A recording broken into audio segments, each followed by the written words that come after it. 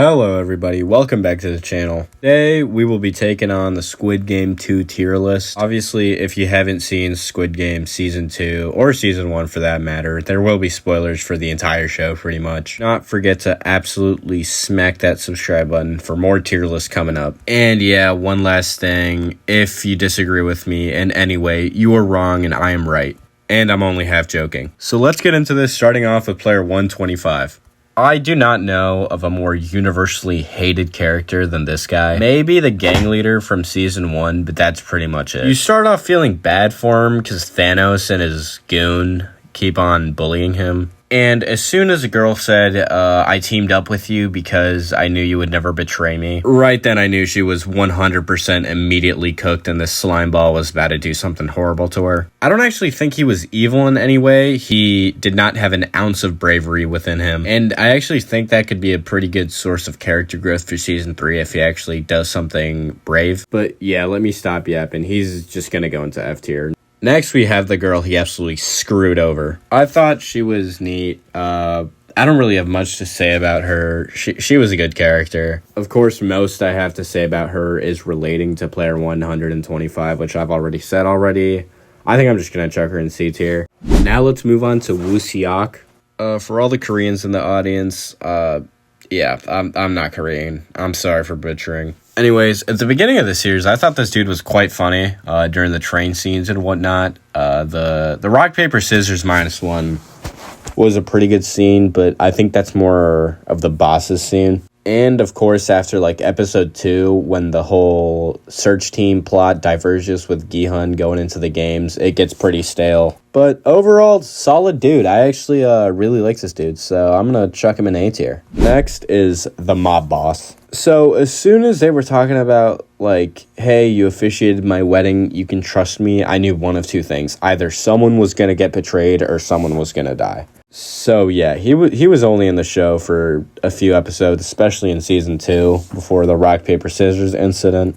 And I thought he did pretty good. Actor, I'm not entirely sure who it is, but great acting in that scene. That was absolutely insane. So just for the acting, because there wasn't too much to go off, I'm going to chuck him in high C tier. Okay, now we got Crypto Bro, Haley Welch, Hawk2a Dude, MG Coin. I think his redemption arc is pretty neat. Yeah, it's pretty cool and all, but there's something I don't trust about the slime ball.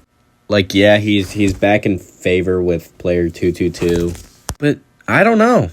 If my boy Thanos presses someone, it's for good reason. So I just don't trust him in all the way. I do, however, think he deserves to be above the boss. So I'll just chuck in MG Coin, Hype Beast, Rug Pull, Hawk2a Coin in B tier. Next is the big fish himself. Mr. I've played these games before. Mr. I got one more in me. Mr. Back-to-back like Shaq and Kobe. I think his character arc is really good. The way he goes from a nice guy that's a gambling addict and just wants to provide for his daughter to quite literally Korean John Wick who is loaded is pretty insane. But it does seem pretty natural. The one gripe I do have with Gi-hun is he's pretty stupid throughout the series. Yeah, the front man, he didn't know, but it's player 001 and it's Il-young. You gotta know something's up there. So for his lack of game IQ, I'm not gonna put him in S tier, but I'm gonna put him the highest so far yet. His duel with the front man is going to be pretty interesting in season 3, how the battle of ideologies works out, because clearly this dude is not going to win a firefight. We have the Sun, player 007. I think he's a chiller. He probably likes to kick back on a Saturday, relax, and then get in egregious amounts of debt. This dude had his mother in the Squid Game because he's so much in debt, and he has even more debt than his mother knows. So, I don't know how this dude's that bad at, blackjack or something, but something's got to change, man. Anyway, for his actual character, it was fine. I liked him and his dynamic with his mom. He showed a lot of growth when he got kind of kidnapped in that Mingle game, and then he realized, oh, crap, I might lose my mom. I actually do have to lock in. So that was pretty heartfelt, yeah. I'm going to put him in right below MG Coin. Now we have Jung Bae. This dude's a 100% chiller, but he does have to give it a rest with the Marine spiel. Like, yeah, you were in the military, but now you're $1 grillion in debt at rock bottom, man. Overall, really great guy, and he gave us a lot of insight on Gi-hun's past before he joined the Squid Game. And he did have a way of bringing the normal Gi-hun out instead of the John Wick-esque type of dude. His death was heartbreaking, but you could see it from a mile away. Of course, the frontman is not going to kill Gi-hun. But yeah, Jung-bae had to get it. I'm going to slot him right next to his best buddy and put him in A tier.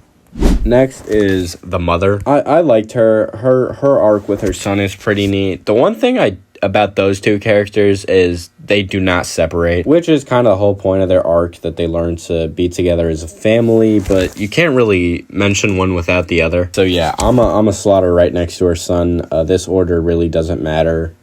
Just gotta put them two together. Okay, I have gripes with this dude. First of all, I'll give him his flowers. This dude was a dog at Gongji. Absolutely demolished that game. Got that done in speedrun any % world record times. Dude was moving like prime LeBron James. But then comes the issue with him getting a full inventory of ammo. And then as soon as it goes time to clutch up, he just stays rocking in the bed. To be honest, that probably would have been all of us.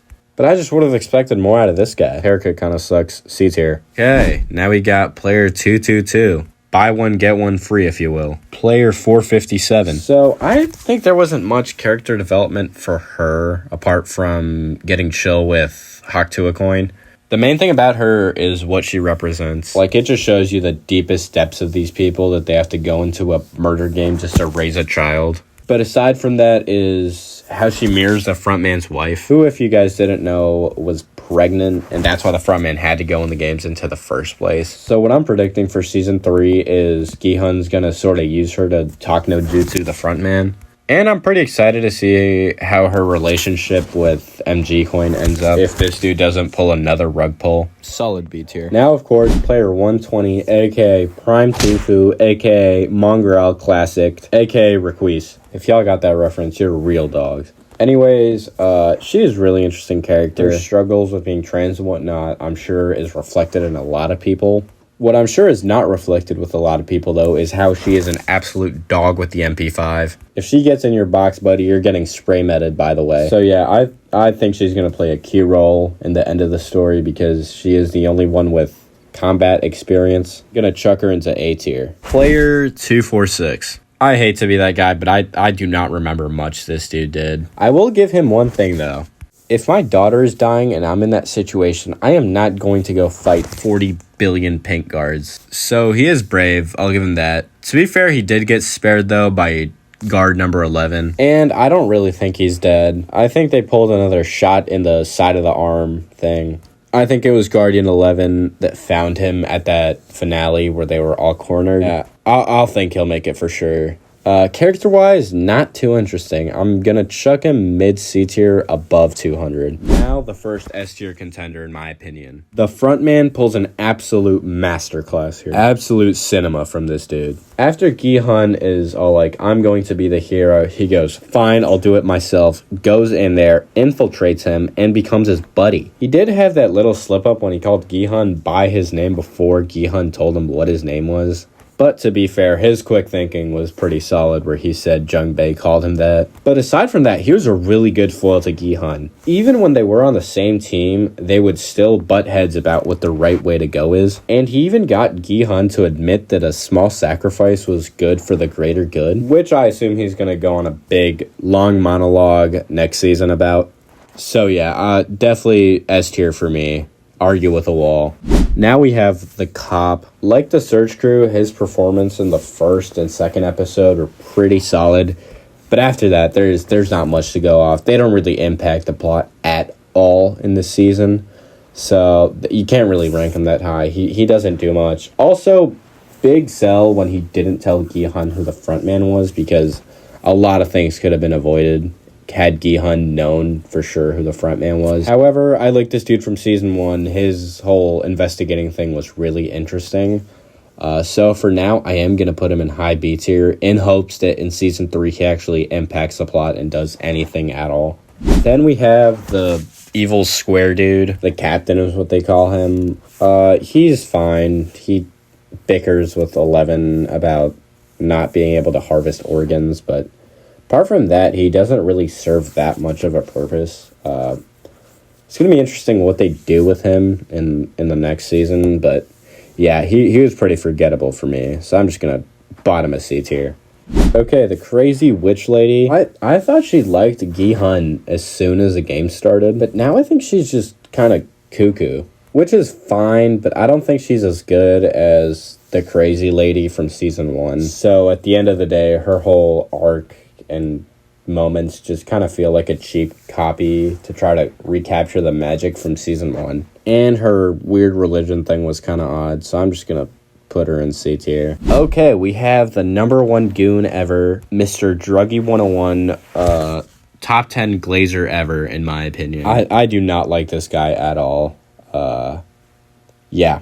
I always knew he was going to be the big, bad kind of dude, because Thanos was too funny to be the big antagonist.